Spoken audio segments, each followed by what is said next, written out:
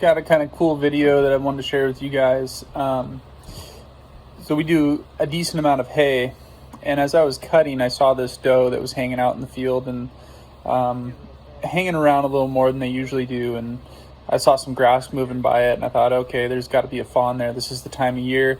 They're unfortunately, the time that we need to start cutting is when all these new fawns are born. And most of the time they get up and run, but we try to keep a pretty close eye out for them.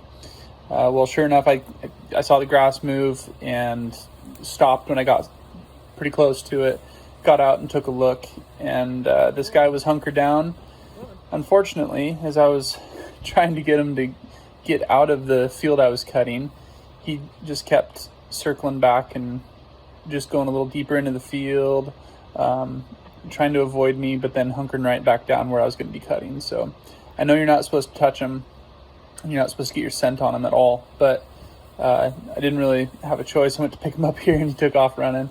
But the next time I try to pick him up, he just hangs out and lets me grab him. This whole time, the mom is watching, just having an absolute come apart, thinking I'm gonna get her baby, and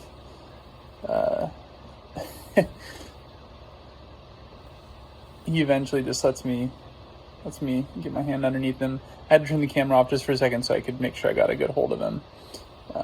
So I picked him up and carried him over, and he's just completely motionless. Tried to get him to move a little bit. He's totally fine. He looks like he's hurt with his legs above his head. He's just super flexible. I tried to get him to get up and run, and he wouldn't do it. So I just kept an eye on him. I did a couple more strips back and forth in the swather, and it was like 5 minutes later I looked over, and he was gone, and his mom was walking off with him. So happy ending to this story. Little fawn saved. Just thought I'd share a little wildlife with you.